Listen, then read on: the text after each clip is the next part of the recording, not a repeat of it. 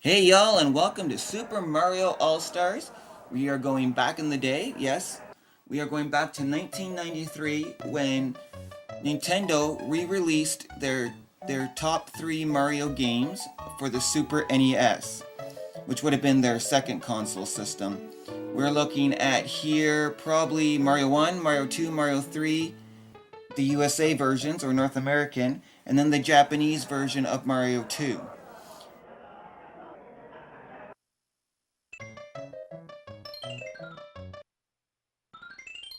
We are going to begin with my personal favorite and the first game I ever played on a video game system, Super Mario number 1, or the 1985 release. And we're going to start with a fresh game, one player. Yep. So, using the Super Nintendo controllers, they're not wireless, folks.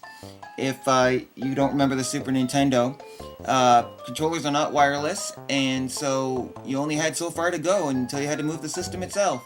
So let's start a new game.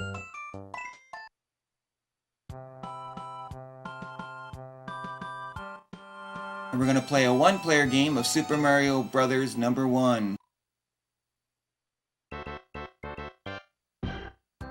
Funny thing to note is, this actual edition of Super Mario All-Stars was re-released alongside Super Mario World for the Super Nintendo as a 25th anniversary edition for the Wii console. Would have loved to have tried that. And it's very rare. It's hard to find.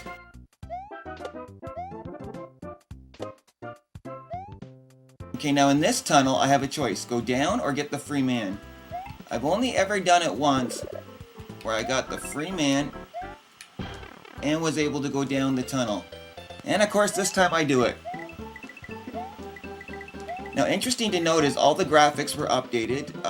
Backgrounds, like you see here where it says bonus, were added to kind of spice up the game a little bit. But for the majority of it, there was really, in the original, there was really no graphics because the graphics of the day were 8-bit and by today's standards very tired, outdated, and why did I get hit there when I'm usually so very good at this game?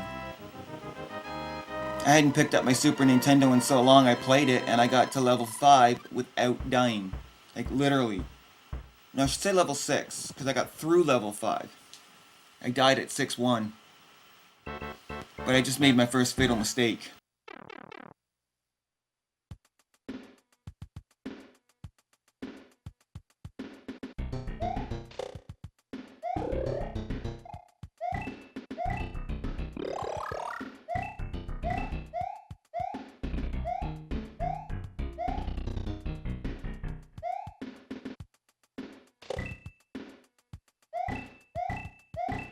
I used to babysit some kids when I was a teenager, and I used to be able to play this all night long.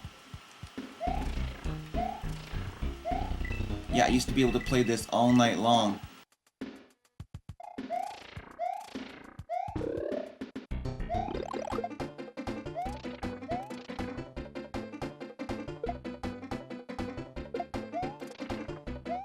I don't know why they give you a star there. It's absolutely, to me, useless. If you're tiny, it's helpful, but if you're not tiny, it's pretty well useless. And so is this if you can't get to it. So either you're Big Mario, or you're Big Mario with a flower, but either way, you can't get it if you're little.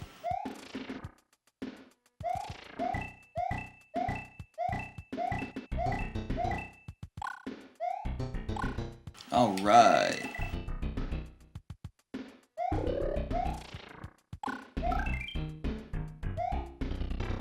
Free man.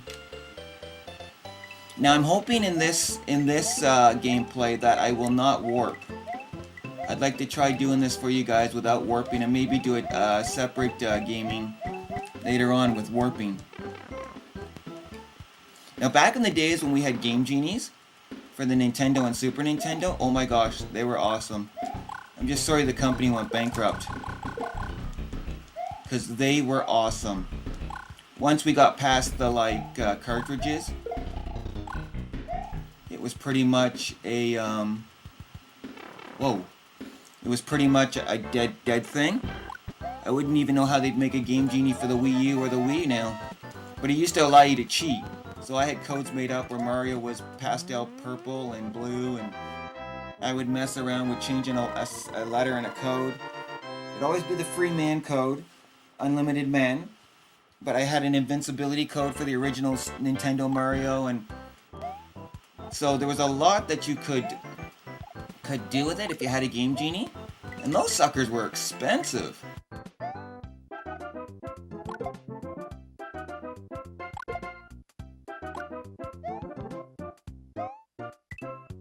Yeah, those things were really expensive. And so, and I'm not much of a gamer at all. But when I was a kid, I used to love coming home from elementary school and playing these games. Like, this is pretty much all I did. And then in the summer, Mom would tell us that we had a curfew. And then that was dumb. And then Mom would say, okay, you have a curfew, but you can stay up as late as you want in your room. So I'd be up all night just messing with these games. Wake up, sleep till noon, and then go again at it.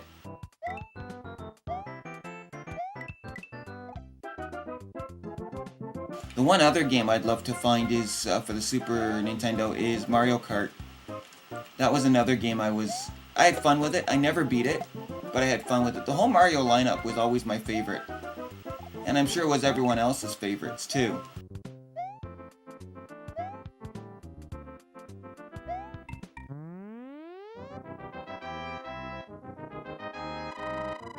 Alright, that completes Mario 1-3. Oh, and I get fireworks from my work. But these games were amazing to work with. I had a blast. My sister and I would play for hours on them.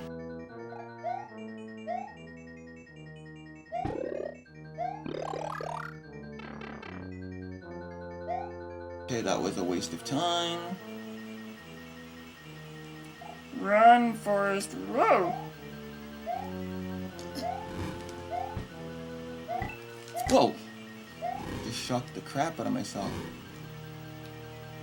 Hidden coins. I actually never discovered these till I had a Nintendo Power magazine that showed me the hidden stuff. And that was still in the 16-bit era of SNES.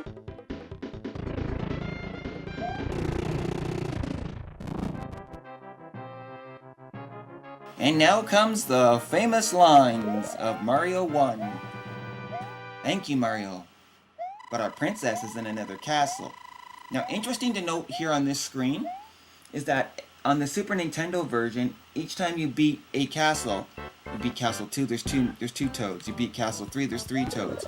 In the original game, it didn't matter what castle you beat, it was only one toad. It's kind of fun. Just the little subtleties that they put.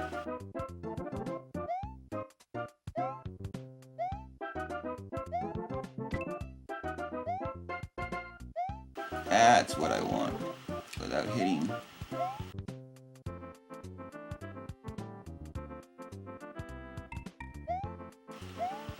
know there's something else here. I was sure there was something else there. Like, I've forgotten a lot of the hidden tricks and tips, and it's been a long time. Like, the last time I played this, just as a refresher, I kind of zoomed through half the crap, so to speak, just as a refresher, because this game is so much fun.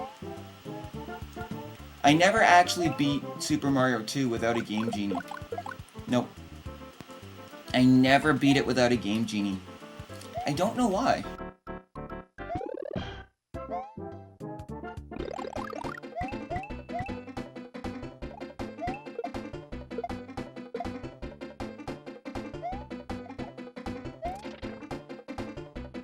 I guess it was just... Super Mario 2, though, actually really bored me. Like, it didn't follow the same storyline as Mario 1. Unbeknownst to a lot of my friends and I, that there was a Japanese version of Mario 2. that basically continued where Mario 1 left off, which is what should have happened in North America. And that wasn't released till years later. Like, nobody really ever knew about the differences between the North American and the Japanese Mario 2 until after the Super Nintendo version came out of all these games.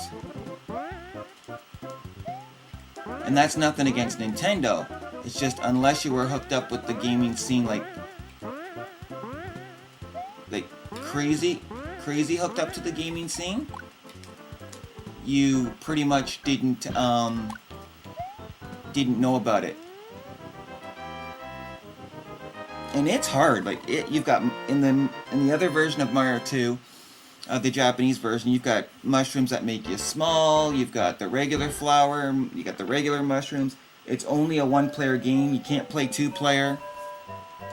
That's probably the only similarities that Mario, the two versions of Mario 2 ever actually were similar to. Yep, even the North American version of Mario 2 did not allow for two players.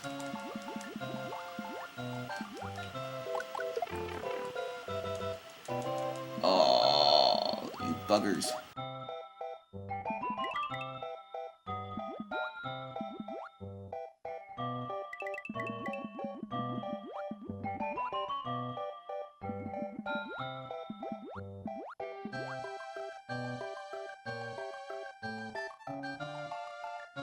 I'll just walk across. For 1985, this was a tough game. For 1993, everyone's like, yeah, I've played this before. And then unless you were around in the Super Nintendo era, which I grew up in, it was like, yeah. Because the 25th anniversary of Mario was like really cool to have out. I actually didn't find out about it till I started looking into buying another gaming system.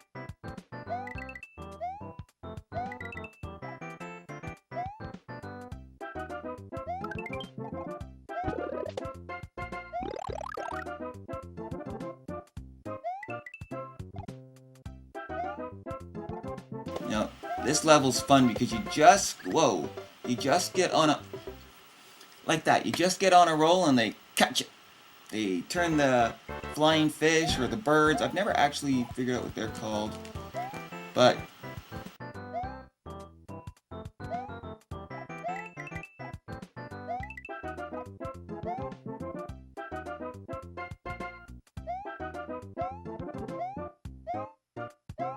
alright, we're almost done level 2.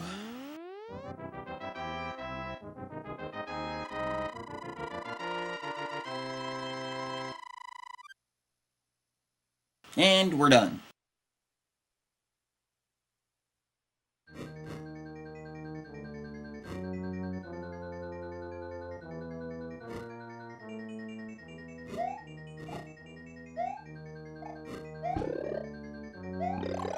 Now, the only thing that I found weird in these castles, or even some of the levels, is that they repeated the exact level, but only added more obstacles.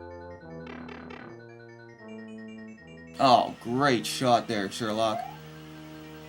I still claim, like I said with Mario Wii, why is it that I can play these games like a charm when you're not watching me, and when I go to play them alone, or sorry, to film them or do these up for you guys, it's like, yeah, no.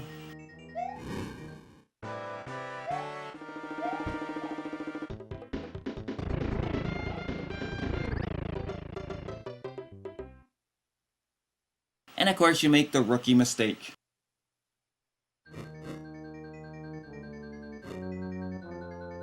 Now nobody's gonna believe I made it to 6-1 without dying. I've never actually made it through the first 5 levels without getting hit. But I have made it through the first 5 levels without dying. It was like Mortal Kombat. I put it on easy one night and I beat it in exactly one man.